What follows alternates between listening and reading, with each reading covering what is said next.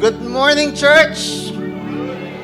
Parang inaantok pa. Isa ba? Good morning, church! Ayan, ako, ang daming bagong faces. Pagpasok ko kanina, hindi ko nakilala yung iba.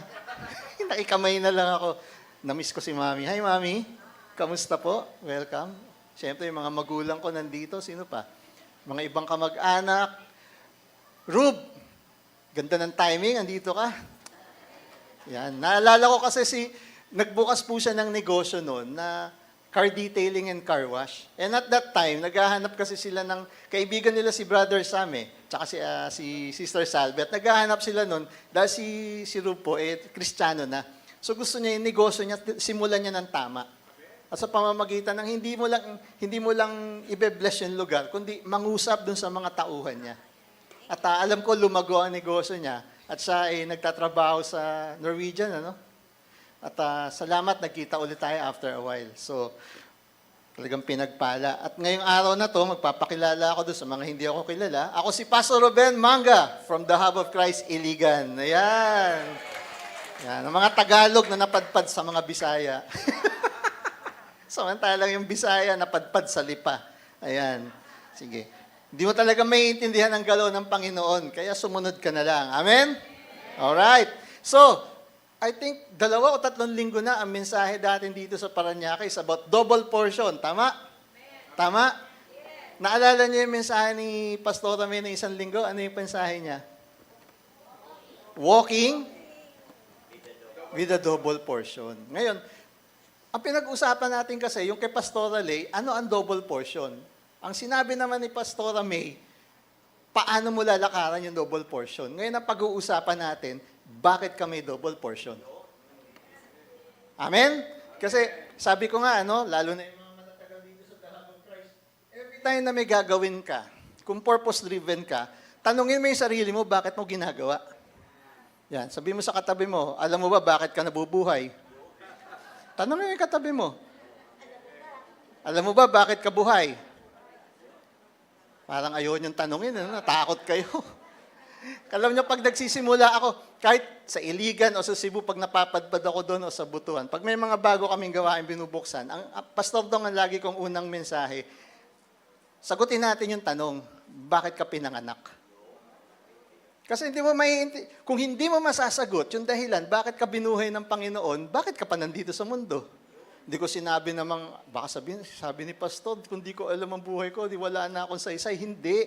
Kaya ako tinatanong yun, kasi gustong ipaalala sa iyo ng Panginoon, ikaw ay may saysay. Sabi mo sa katabi mo, may saysay ka. Ayan. May halaga ka. Ayan, okay. Parang iba, hindi kumbinsido Sige, kukumbinsihin natin. Okay. So sabi ko nga, ano ba yung dahilan? Bakit ba humihingi ng double portion? Ano yung double portion na yan? So, ang anchor verse natin ngayong umagang ito, okay, kilala na to na verse dahil dito isa sa mga nagsimula ito sa double portion. Pag-uusapan natin ang buhay ni Elijah at saka ni Elisha. Amen? So, 2 Kings. Okay? Tech team?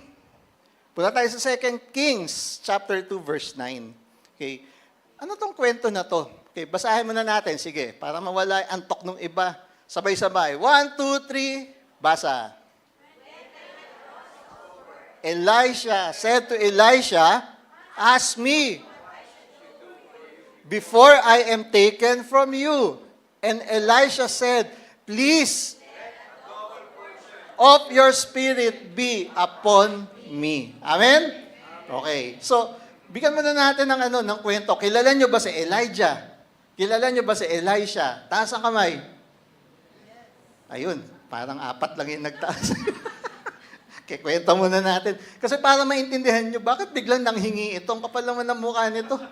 Kasi kung babasahin mo to, ito lang. Tama sabi ni Elijah dito, Elijah said to Elisha, ask me what I should do for you before I am taken away. Para bang, sabihin mo sa akin kung ano yung gusto mo bago ako kunin ni Lord. Tama? Okay. Meron ba ditong magulang magsasabi ng ganun sa anak niya? Parang wala, di ba? Kasi sabi nga natin, teka, para ipinapanalangin mo, kunin ka na ni Lord Kaya nga kung hindi natin ikikwento yung context nito, maliligaw ka. Alright.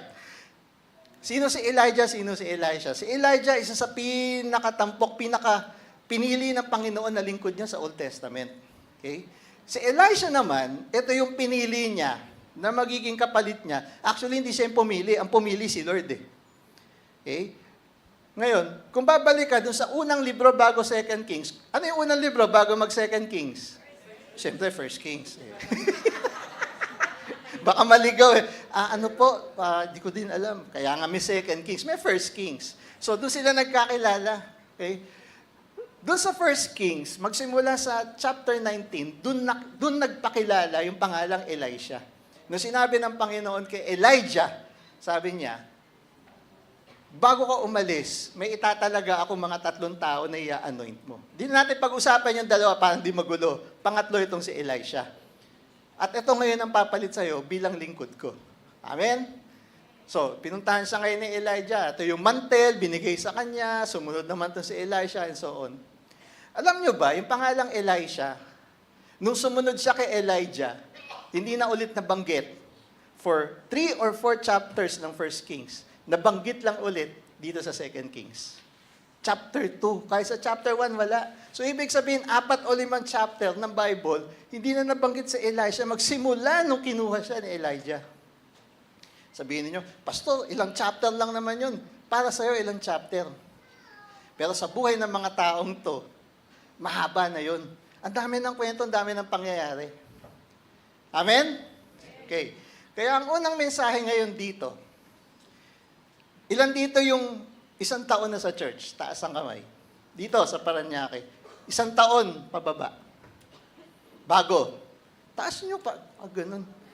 Parang may epilepsy. Taas nyo ganyan.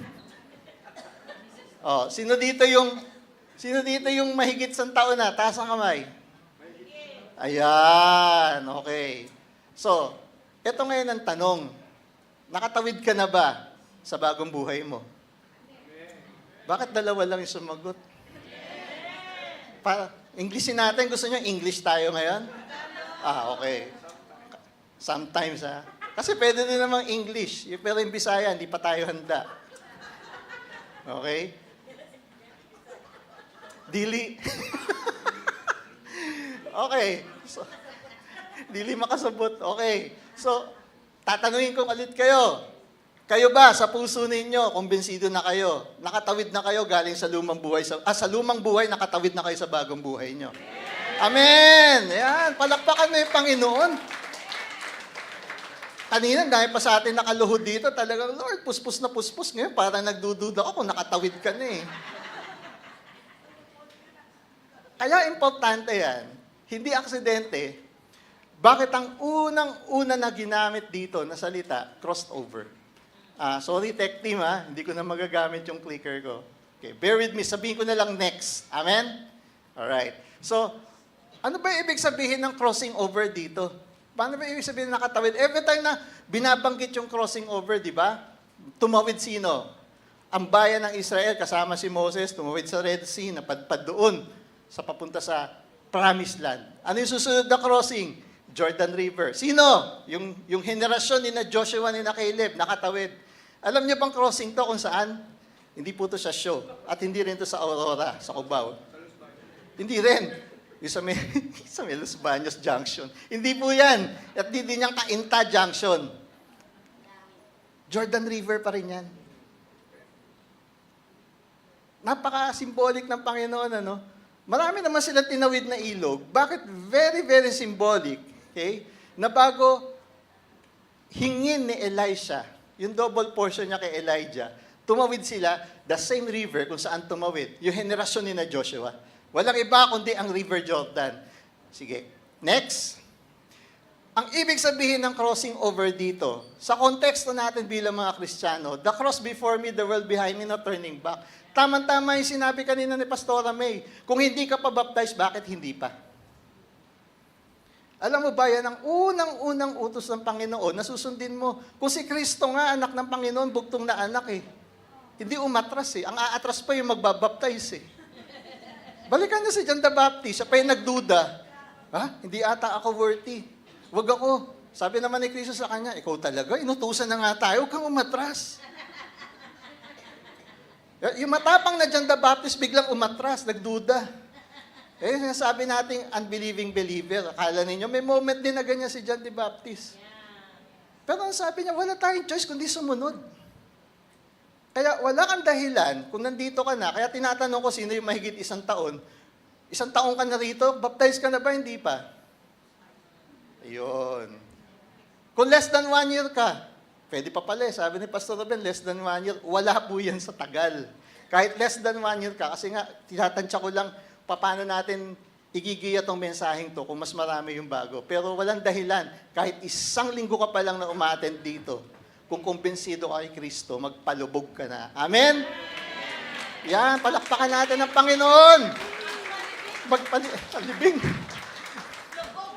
Ayun, lubog na lang, wag libing. Ilibing ang lumang buhay dahil ikaw magpapalubog na. Amen? Kaya ito, the cross before me, okay, yung cross ni Kristo, the world behind me. Hindi ka na pwede lumingon. Eh, may bumubulong pa po eh. Ang ganda ng boses ng bumubulong eh. Hindi, wag mo nalingonin. Tama, Pastor Peter? Ayan. Di, pagpapaalala lang, bro. Di lang naman ikaw, ako din eh. Minsan nga, hindi lang bumubulong eh. May sumusumpit pa eh. Ano yun? Ano yun? Huwag ka na lumingon. Okay? Sino pa? Wala yan. Malinis na. O, sige. Di ba, Kuya Sam?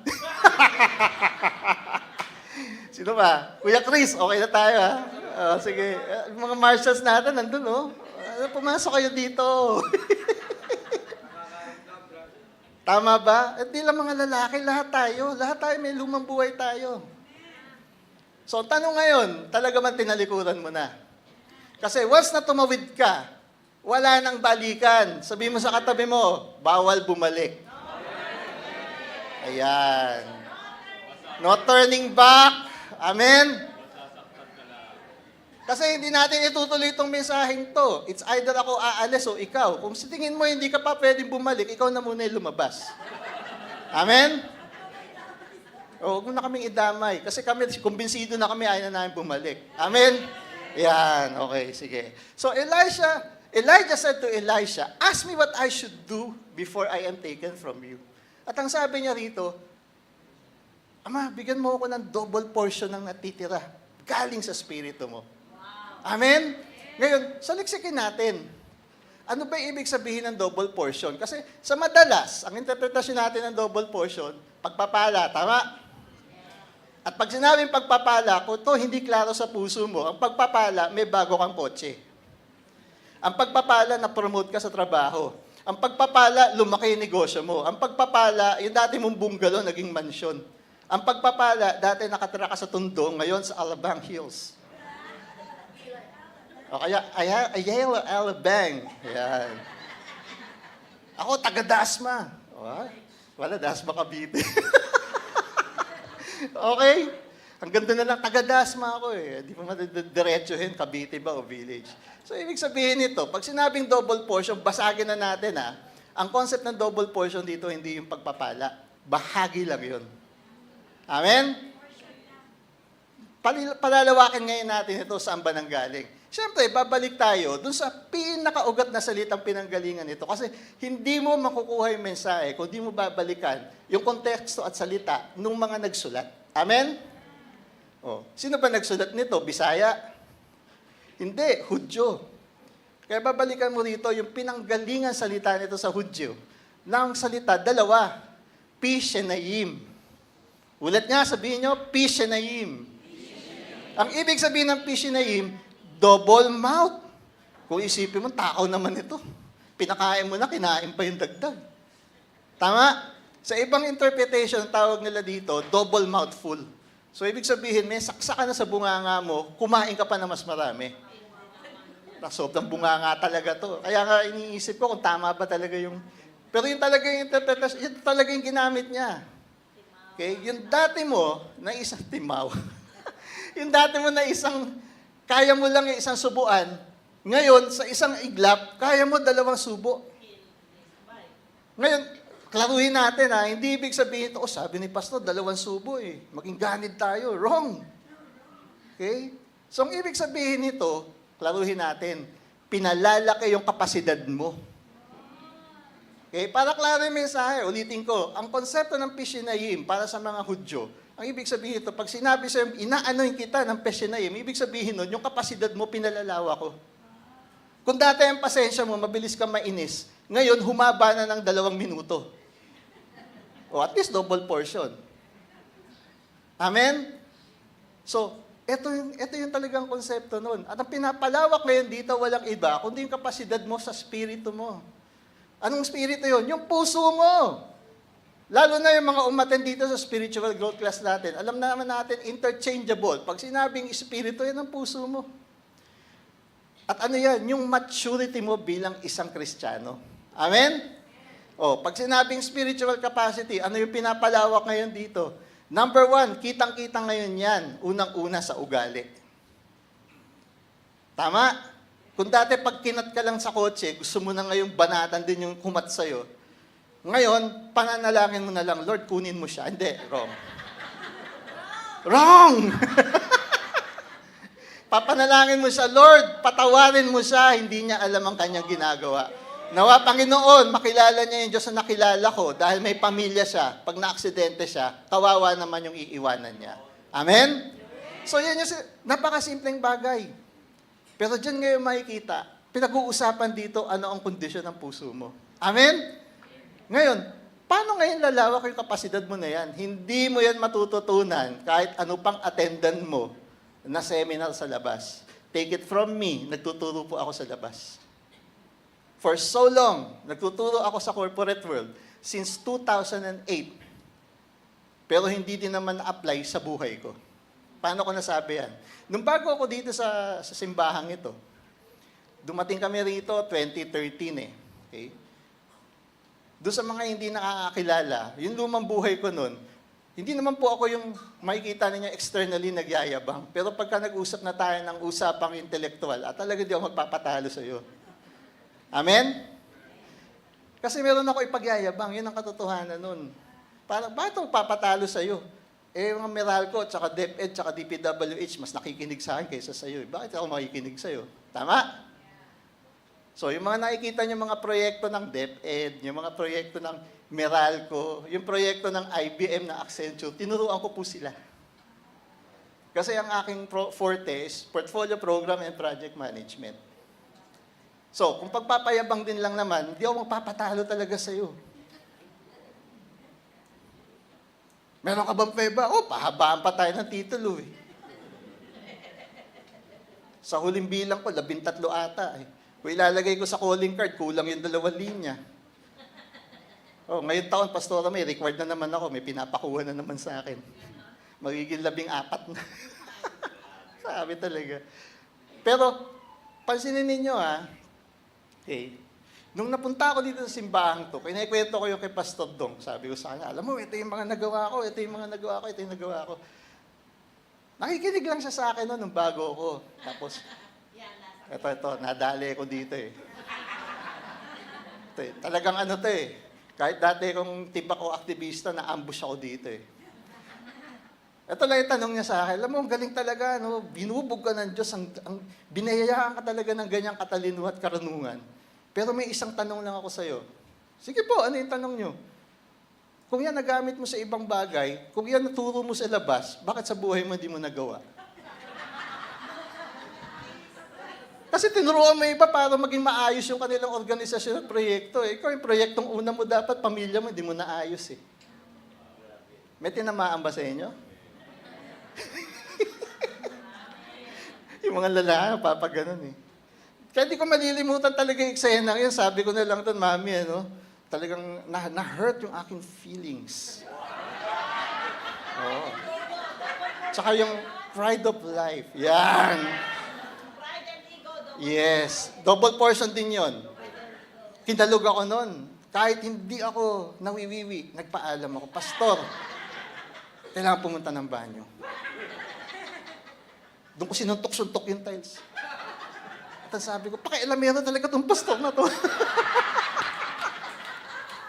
Tapos pumasok na yung pagtatampo. Bakit ma? Mas mataas ang pinag-aralan ko dyan. Ako nga, nakakalakad siya, hindi. Tapos pinakikialam ang buhay ko. Sinusuntok-suntok ko pa yung tiles ng gano'n.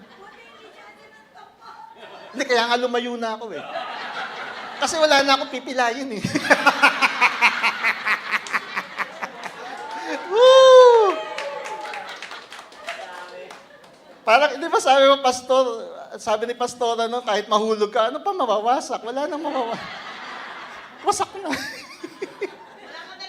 Wala na mabubukulan. Bukol na rin.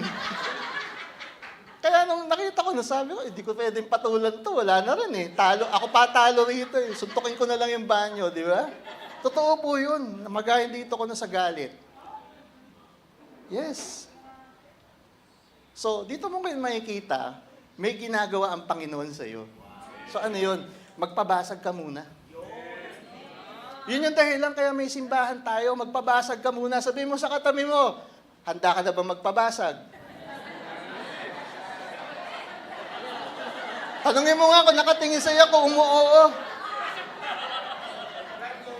Ha? Oo na, oo. Oh, tanungin mo yung katabi mo, Ate Angie, baka di na bumalik yan. Babalik, ate? Huwag ka mag-alala, next week hindi na ako dito. Tinawag-tawag nila kasi ako eh. Siguro, paki-elamero din to. Kasi yung pinanggalingan ko, paki-elamero din eh.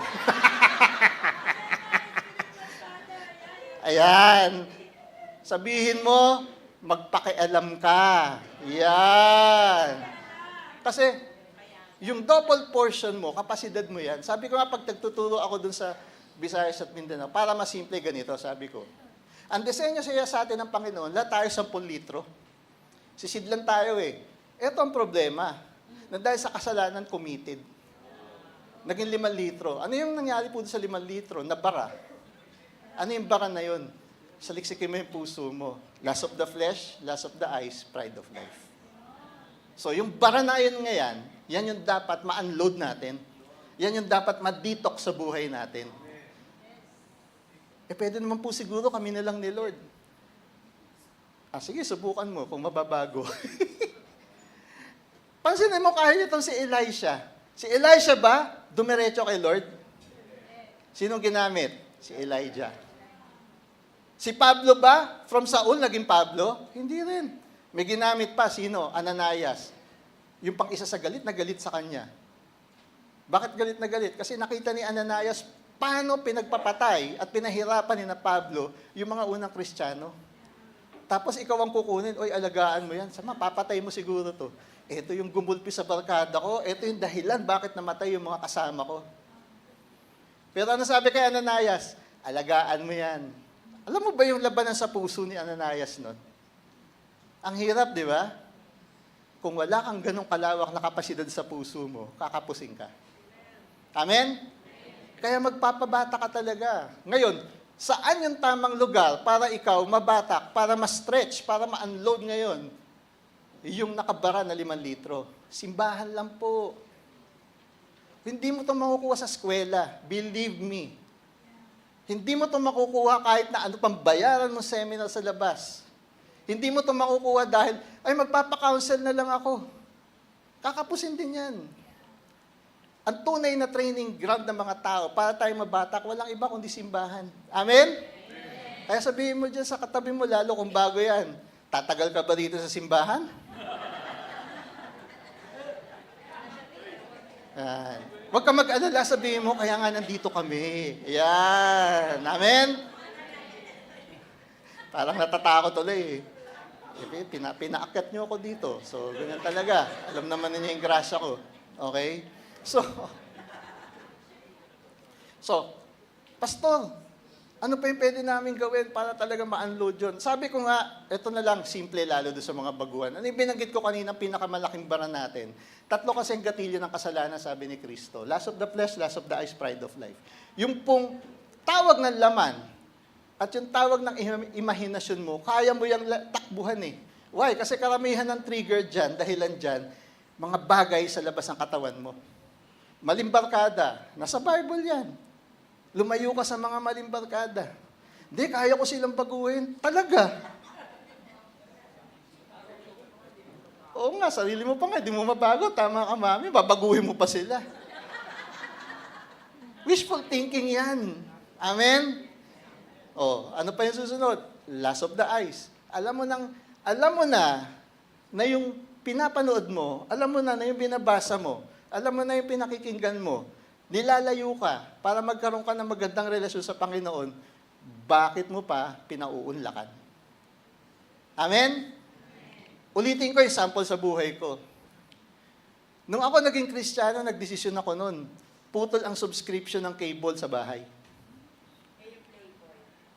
Ay, matagal na pong wala yun. Oo, matagal na po. Hindi na po magazine ngayon, apps na eh. So, ang una kong pinutol talaga nun yung subscription.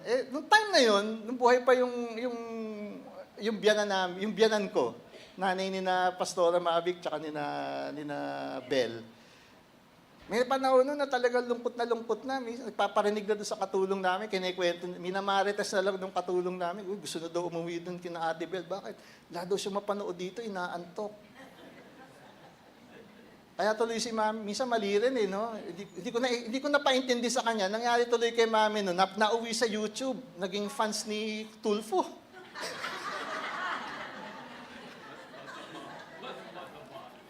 Okay. So, eto ngayon yung nangyari.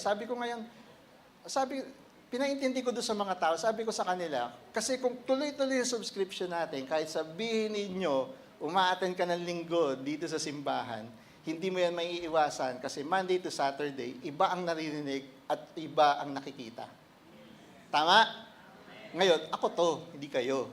Nasa conviction ngayon ninyo yan. Pangalawa, doon sa kotse ko, di ba may mga CD changers, yung mga may kotse dyan? Mahilig ako sa music. Pinaalis ko lahat ng laman ng CD changer. Anong pinalit ko? Dati Hell Song, ngayon Hill Song.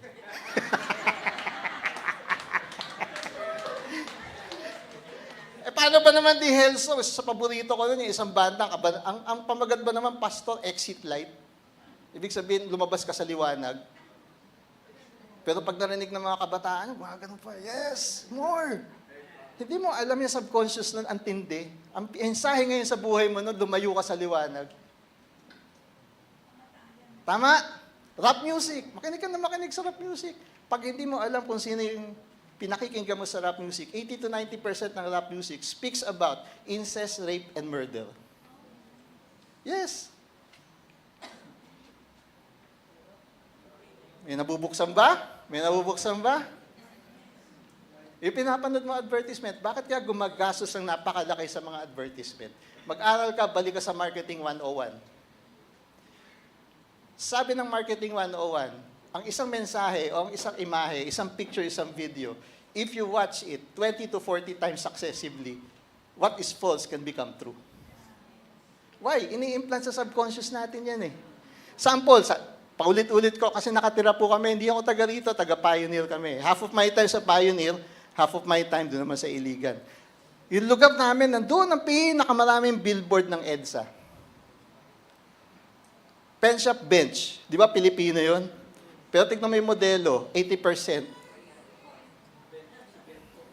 K-pop. So ano ngayon ang ini-embed sa utak ng mga kabataan? Kahit kulay brown ka, pag nagsuot ka ng bench, K-pop ka na.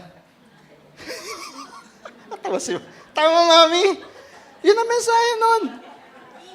Oo, cute ka na. Siyempre, napapansin mo later on, teka, brown pa rin ako eh. Sino yung katabi nun? Yun, gluta naman. Sa EDSA ka dumada, nakikita mo yun, di ba? Maganda yung pagkakahilera nun. Damit, susunod nun, gluta. Paulit-ulit mo nakikita ngayon yun, ang problema mo ngayon, nagkakaroon ka ngayon ng identity crisis. Akala niya, identity crisis, gender lang, wrong. Tanungin mo yung sarili mo, bakit mo ginagaya yung nakikita mo sa billboard? Samantalang kung alam mo talaga ang mensahe ng Panginoon sa buhay mo, anak, may halaga ka. Psalms 139, you are uniquely and wonderfully made. Amen? Kaya huwag ka na maghanap ng iba pang iidolo. Tignan mo yung word pa lang idol. So, ang akala natin, pag sinabing Galit na galit sila sa mga born again kasi tagawasak daw tayo na rebulto. Wrong, hindi lang kami tagawasak na rebulto. 10% lang po ang rebulto. Ang nakakatakot na idolatry, yung buhay na idol. Sino yan? Yung nakikita mo doon sa billboard. Ito matindi. Iyon. Huwag ka nang kumain, maka-attend ka lang sa ibang bansa ng concert ni TS. Grabe, no? Alam ko yan kasi nung araw, pag may paborito akong banda, magtitipid talaga ako dahil pag dumating yan dito, gusto ko doon ako sa harap. Eh, mahal yun, di ba?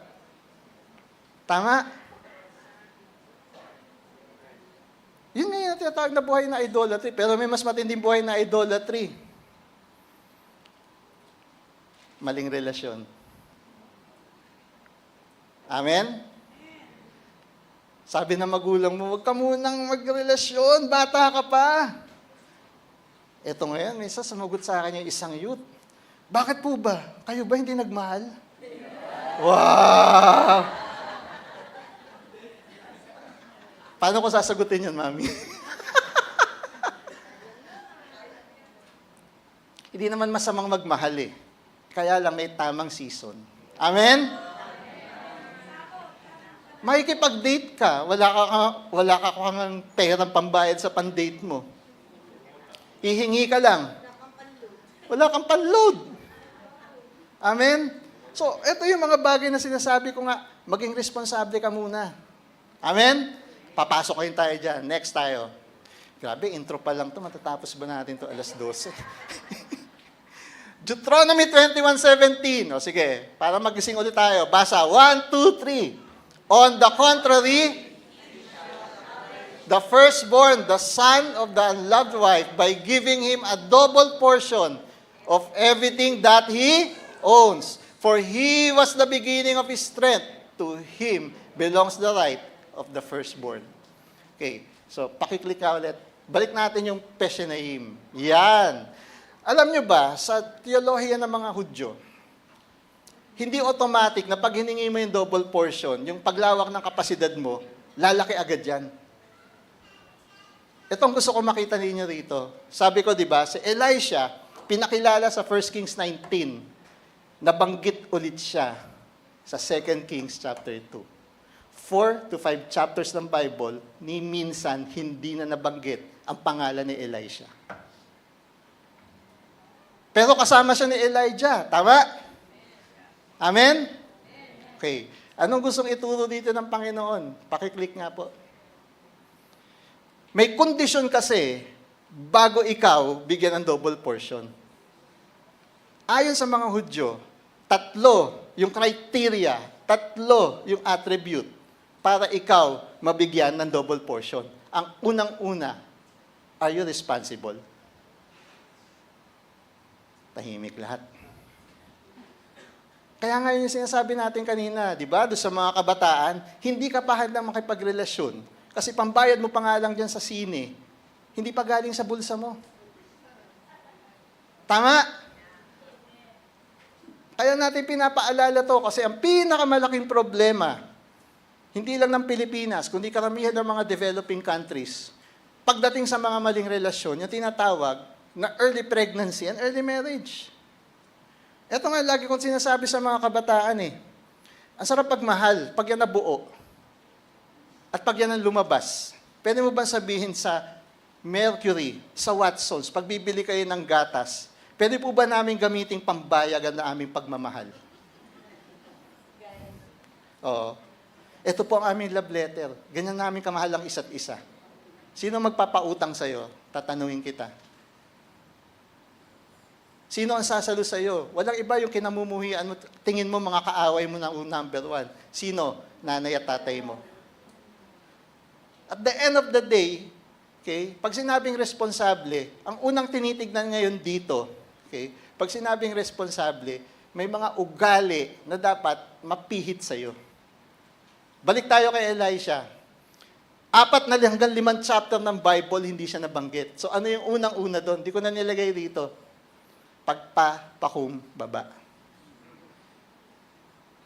Bago ka maging responsable, i-check mo muna ang puso mo kung meron kang tamang level of humility, humbleness, o pagpapakumbaba.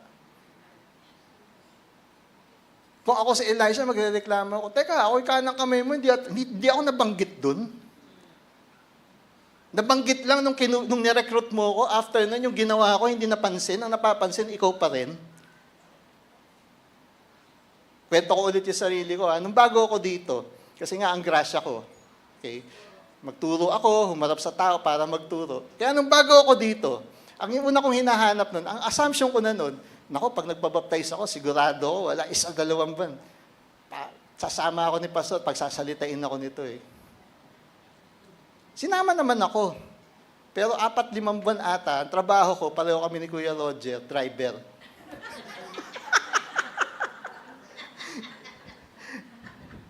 Kaya nung 3-4 na ba, tinatanong ko na yung sarili ko, Lord, to ba tama simbang pinasok ko? Sabi mo, yung gusto kong i-offer sa'yo, the holy and living sacrifice.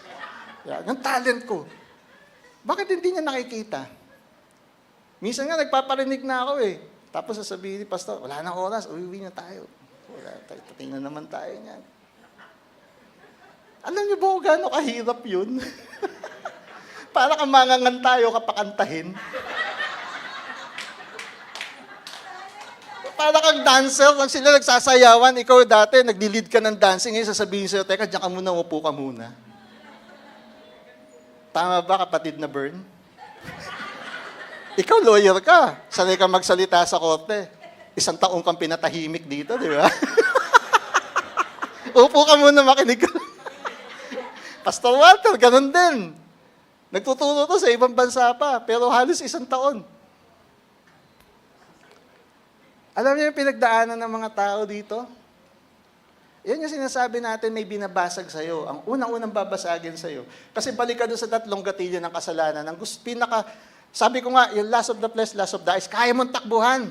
Ang mahirap takbuhan, pride of life. Why? Kasi ikaw mismo yon. Kaya sa Romans, di ba, sabi ni Pablo, humarap ka sa salamin. Why? Kasi pinakaaway mo ikaw mismo. Naalala mo yung kinwento ko, nagsusuntok ako dun sa banyo. Di ba, parang baliw.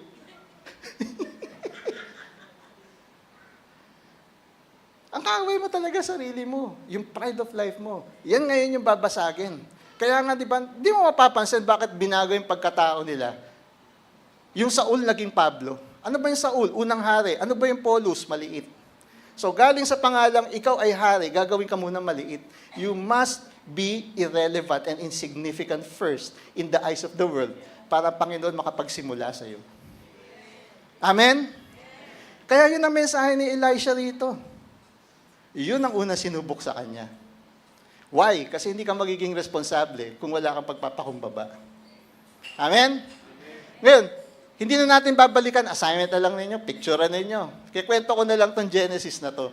Kasi nung ginawa si Adan at si Eva, ang unang ginawa ng Panginoon sa kanila, anong unang utos ng Panginoon kay Adan?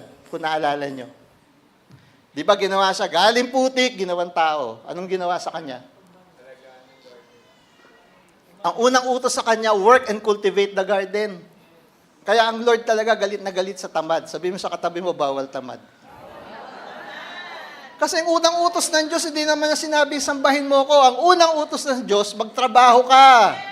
Amen? Kaya dito ko naintindihan, dito ko talaga na-appreciate si Deli Atay-Atayan. Nanood kayo ng John and Marcia? Kaya dyan, magsumikap ka. Amen? Ayan. So, bakit yung mga kabataan ayaw pumalakpak? Yung mga magulang ang pumapalakpak. Hindi mo inabot, Oh, kaya sabihin mo sa katabi mo, magsumikap ka. Yung mga nandun ayaw, Sige, sabihin mo sa katabi mo. Sige, May, yung katabi mo, tignan mo. Sabihin mo sa kanya, kaya magsumikap ka. Kasi yan ang unang utos ni Lord. Hindi niya sinabi, sambahin mo ako. Una niyang utos, magsumikap ka. Amen? Ngayon, yung Genesis 2:15 na yan, nung sinabi magsumikap siya, wala naman sinabi diyang mamili ka kung anong gagawin mo. Bibigyan kita ng example. Sino dito yung mga negosyante? Sina Mr. and Mrs. Magpantay, sina Pastor Peter, sina Ate Maricel. Ito, Kuya Peter. Naglabas ka ngayon. Ito yung job description, may hinahanap akong tao. Gusto ko may store manager ako. Ito ngayon, dumating ako. Sabi ko, nagulat ka, mahusay sa interview, pasado. Gagawin ka agad kitang manager, sabi mo sa akin. Ito ngayon ang sabi ko, pwede po ba dito sa 10 pinagagawa mo, 5 lang ang gagawin ko? Nagsisimula ka pa lang, ha? Oo. Yan yung sinasabi ko, pag sinabi pang responsible, okay, sa lingwahe ng corporate world, pag sinabing responsible, you don't have a choice. Alam nyo ba dyan, ang pinanggalingan niya yung prinsipyo natin, obedience. Ang ibig sabihin ng responsible, kaya nga may terms of responsibility ka, may job description ka, saan ka naman nakakita yung responsibility na mimili yung kandidato? Mag-a-apply ka. Si Bel, may negosyo ka, may nag-a-apply sa'yo masahista. Yun na nga lang ang gagawin, may kipag-haggle pa sa'yo. Pwede po ba 3 days a week lang, pero buo sweldo? Tapos 10 to 4 lang ang pasok. Oo. Gusto pa niya flexi time. Oo. Pwede po ako magsimula anytime between 8 to 12. What? Ayos ka. Yan nga yung sinasabi natin. If you want to become responsible, you don't have a choice. Kung ano yung nilagay doon na TOR mo, kung ano yung job description mo, you should follow it. Hindi ka pwedeng mamili. Kaya kung Kristiyano ka, dito mo maintindihan, especially kung ma-attend ka dito sa simbahan na to. Kasi after humility, ang susunod dyan sa vision and obedience. Hindi ka matututong magpasakop at sumunod kung wala kang pagpapakumbaba.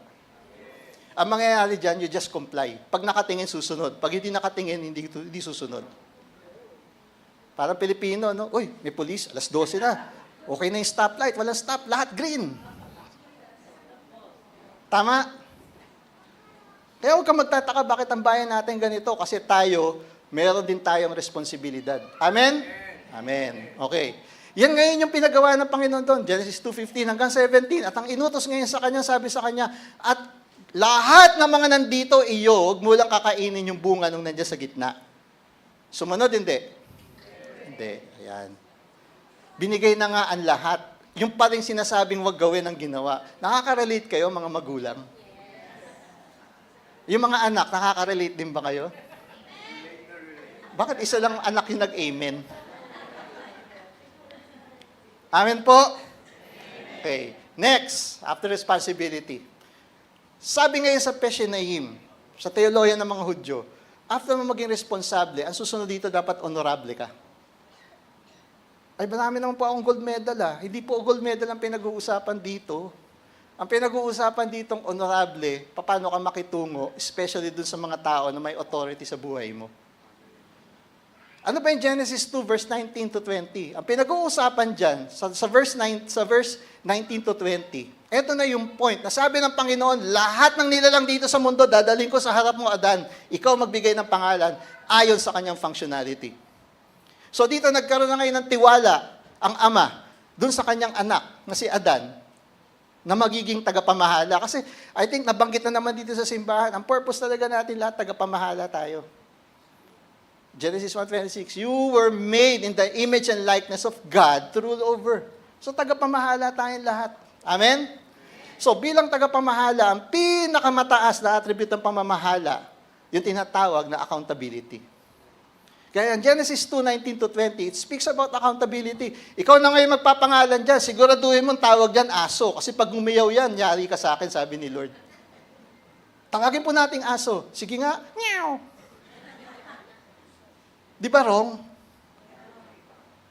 So, kaya pinagkatiwalaan siya dahil alam ngayon ng Diyos Ama na pag umabot ka sa ganyang maturity, you can be accountable. Kaya sa totoo lang po, sa lengguwahe, lalo na yung mga nasa kumpanya, ang Genesis 2 is the training plan of the Lord. Yan lagi natin sinasabi, anong plano ng Panginoon sa buhay ko? Ayan yung po yung plano. Ang tanong na lang, susunod ka ba? Amen?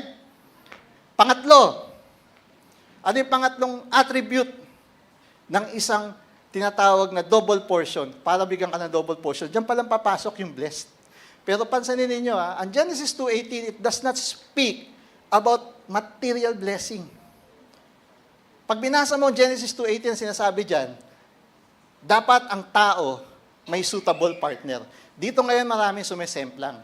Kasi ang iniisip natin, sino yan? Asawa, jowa. Tama?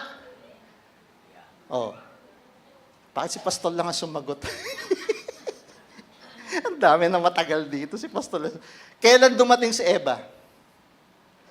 Genesis 2:21. Kaya ang Genesis 2:18, it does not speak about partner mo sa buhay. Ang Genesis 2:18, ang ibig sabihin niya, matuto ka magpakatao. Ugali.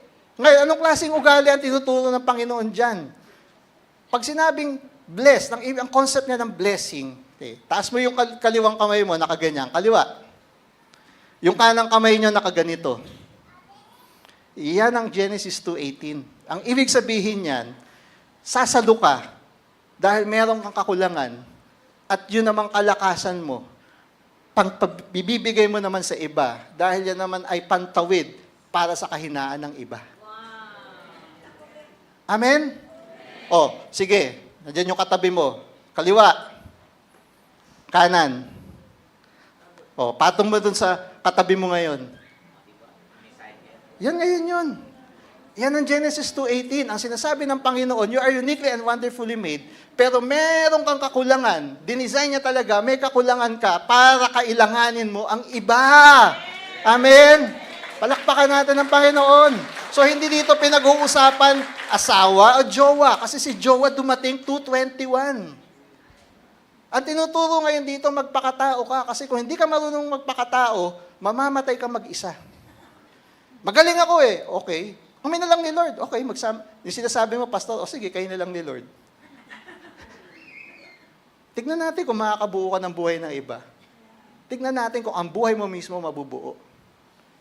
Be practical. Kung negosyante ka, Pastor Peter, sabihin mo, anointed ako ni Lord. Lahat ng store ko, ako na lang bahala mamahala. Baka wala isang buwan, may service kami sa Santiago. Amen. Sa hirap. Tama. Kaya hindi mo talaga pwedeng patakin ang sarili mo. Kailangan mo ngayon matuto mag-delegate.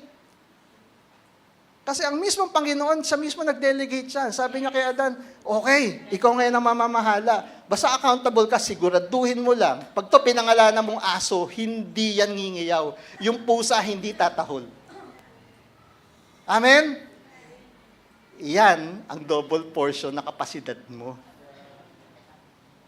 So, yung dati mong 5 litro, pag to naintindihan mo, madidetox ngayon yung natitira mong 5, magiging 10 ka na. Diyan ka na ngayon magiging kagamit-gamit sa mata ng Panginoon. Amen? Palakpakan natin ang Panginoon. Okay, next. Delegate mo. Sige. Ngayon sabi dito, firstborn. Sabi ng iba natin mga kapatid, si Kristo lang yan. Sa Old Testament. Pero nasa New Testament na tayo. Pakiclick nga po.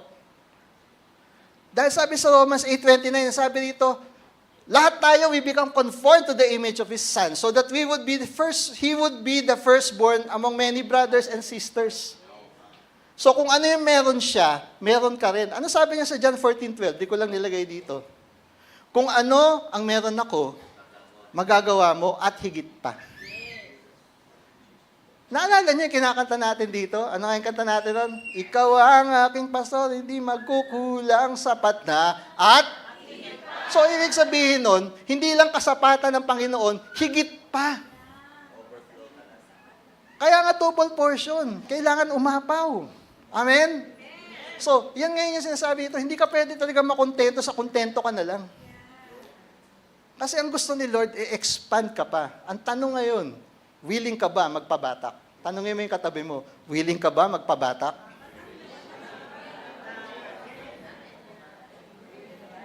Willing ka ba magpa-stretch?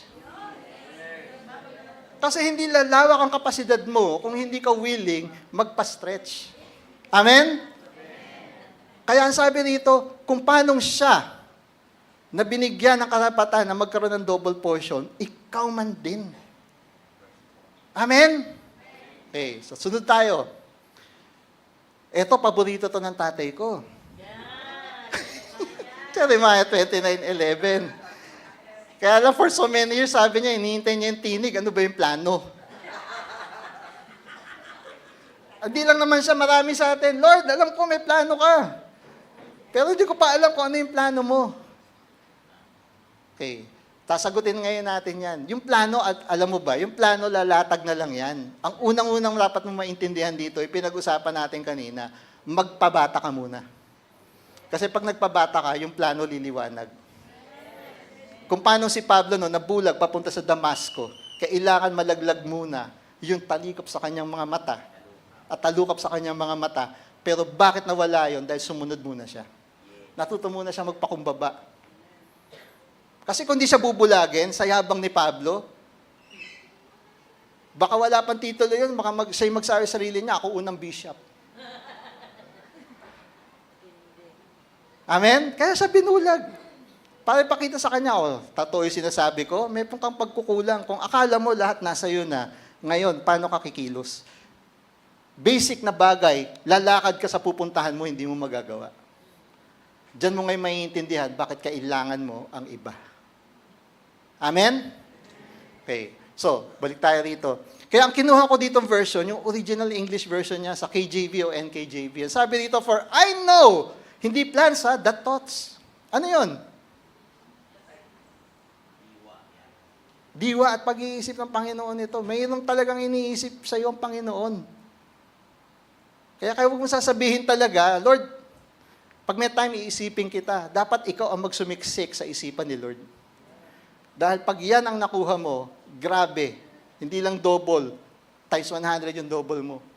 For I know the thoughts that I think towards you, says the Lord. Ano yung pag-iisip na yun? Thoughts of peace. Medyo na lost in translation yan doon sa modern English, pero doon sa original na pinanghanguan yan, lalo sa KJV, yan pala ang ibig sabihin. Ang unang plano ng Panginoon sa iyo, magkaroon ka muna ng kapayapaan ng Panginoon. Sabi mo sa katabi mo, mapayapa ka na ba? Amen. Kasi kung wala kang kapayapaan, hindi naman mawawala ang pagsubok. Alam mo ba, pag naging Kristiyano ka, masahabulin ka ng demonyo? Kasi tumalikod ka sa Kanya, pumunta ka na kay Lord. So, ang trabaho ngayon ng demonyo, hindi kumbinsihin ng mundo, kasi yung mundo kumbinsido na. Ang kukumbinsihin niya, yung tumalikod sa Kanya. Sino yon? Ikaw at ako. Amen? Kaya kung akala mo, wow, di na ako malalapitan ng kaaway. Wrong! Lalo kang pupuntahan ng kaaway. Yes. Kaya mami, kailangan i-detox mo talaga yon. At ang pinakamahirap i-detox yung pride of life. Dahil pag nawala ang pride of life, magkakaroon ka ngayon, may puwang ngayon ng Panginoon, binigyan mo ng spasyo ang Panginoon para siya manahan sa'yo. Kasi hindi mo lang hinahanap ang kapayapaan niya, ang Diyos ng kapayapaan kasama mo. Kaya kahit na anong mangyari sa buhay mo, hindi mo lang hahanapin ang kapayapaan pag namroblema ka, dahil kasama mo ang Panginoon at nasa loob siya. Kahit na anong gawin sa'yo, kasama mo kapayapaan niya. Amen? Palakpakan natin ang Panginoon. Sige, pakiclick po. Kaya yung thoughts na yan, thoughts of peace. Why? Ngayon mo maintindihan, doon sa pinakamagaling na sermon ng Panginoon, Sermon of the Mount, isang beses lang binanggit doon na ikaw ay tunay na anak ng Panginoon. Ano? Ikaw ay peacemaker. Blessed are the peacemakers, for they shall be called, sa ibang version, sons and daughters of God. Gusto mo talaga maging tunay na mature na anak ng Panginoon? Ang sukatan ngayon dyan, kamusta ang kapayapaan ng Panginoon sa buhay mo? At hindi ka lang mapayapa. Pansinin mo peacemaker. Hindi ikaw ang magdadala ng kaguluhan, ikaw ang magdadala ng kapayapaan. Hindi tutukhang. Sabi, kapayapaan, sige, papayapain na namin sila. Hindi tutukhang. Ang tinutukhang mo rito, yung lumang buhay. Kasi sa mata ng Panginoon, kahit na gano'ng kasama pa yan, sa mata ng Diyos may pag-asa pa yan. Bakit kaya sinabi ni Kristo dun sa krus? Patawarin mo sila, hindi nila alam ang kanilang ginagawa. Siya lang ba yun? Ano sabi niya? Ang sabi niya, katulad ko, pwedeng ikaw. So kung nasabi niya yon, check your heart. Umabot na ba sa punto na kahit sino pa ang sumagasa sa'yo, nakakainis man, at the end of the day, pwede mo pa rin sabihin sa kanya, Mami, Lord, patawarin mo siya, huwag mo munang kunin, baka pwede pang mabago. Second prayer, Mami, gamitin mo ako, instrumento mo, para mabago siya. Blessed are the peacemakers. Amen? Okay, next. Last na to. Kaya dito, ang tinuturo ngayon sa atin, bakit kami kapayapaan? Ang dinidevelop ngayon sa atin ng Panginoon, yung kapasidad natin na tayo ay tumalbog ng mabilis. Ang tawag diyan, bounceability. Amen? Kaya tatanungin mo yung sarili mo, what kind of material is your spirit and heart made? Kung bola ka, ping-pong ka ba? O basketball ka? Kasi kung ping-pong ka, ilang talbog lang, bagsak ka na. Pero kung basketball ka, kahit anong hampas ang gawin ng mundo sa iyo, babagsak ka pero aangat ka mas mataas. Why? Because you have the double portion of the Lord. Amen? Kaya ngayon na sinusubok sa atin. So, dalawa mensahe. Una, palawakin ang kapasidad mo. Pero anong hiningi ni Elijah? Elijah, ibigay mo sa akin yung spirit of life na meron sa iyo, na binigay ang Panginoon, isalin mo sa buhay ko. So, ang pinag-uusapan dito, hindi lang kapasidad mo, ano yung content nung pinalaki mong kapasidad. At ito ngayon nangihingi mo sa Panginoon. Panginoon, kaya mo pinalawak ang kapasidad ko. Hindi na para sa akin, kundi bit-bit ko yung buhay, yung hininga mo na nagbago ng buhay ko, gamitin mo ako para ang buhay ko din maggamit, mabago ang buhay ng iba. At kapag ang hininga mo na yan ay umapaw sa buhay ko, that same breath of life na bumuo kay Adan, that same breath of life na bumuhay kay Kristo, is the same breath of life na bubuhay sa akin at bubuhay sa mga tao na ipapadala mo sa buhay ko. Amen? Amen. Okay, sige, next. Kaya, dito tayo sa conclusion ngayon natin. Sabi rito, for you have not received a spirit of slavery, leading to fear again, but you have received a spirit of adoption as sons and daughters, na pwede ka na ngayon umiyak sa Panginoon. Kasi tunay kang anak, sinong magulang ang hindi magpapaunlak sa iyak ng kanilang mga anak? Ngayon, naintindihan mo, you wanna be an adopted son and daughter of God? Ay panalangin mo ngayon sa Panginoon, Panginoon, sapat na ang pag-ibig mo. Hindi mo lang babaguhin ang buhay ko, kundi palalawakin mo, Panginoon, ang kapasidad ko upang ang hininga mo, maging hininga ko na. Amen? Kaya as sons and daughters of God, mga kapatid, ito ngayon yung pagkakataon. Are you willing to cry out to the Lord? Kanina may foretaste na kayo nung nanalangin si Pastora May dito. Pero ngayon ang hamon ko sa inyo, bago tayo matapos ngayon, huwag niyo sayangin ang pagkakataon na to, na dumulog sa Panginoon. Panginoon, kung ano pa yung kailangan ko i-detox. Dito sa vessel ko, Panginoon, tulungan mo ko, bigyan mo ako ng kalakasan, Panginoon, na isuko ito sa harap ng dambana mo. Because I am now a holy and living sacrifice. Tayo po tayo lahat. Gusto ko yung kantang to, pag kinanta natin, hindi lang po to kanta. Yung kantang ito, gawin mo tong panalangin sa Panginoon. Gawin mo panalangin sa Panginoon to. Mga pagkakataon na, nasa bingid ka na ng kamatayan, nasa dulo ka na ng PC mo, pero ang Panginoon, hindi ka iniwan. Suklian natin yung pag-ibig na yan. Hindi lang sa pagkanta, kundi Lord, pag sinabi ko itong mga salitang ito, tulungan mo ako magkaroon ng kalakasan, na ang kapasidad ko, Panginoon, sa puso ko, palawakin mo, palaparin mo, pataasin mo, at higit sa lahat, Lord, palalimin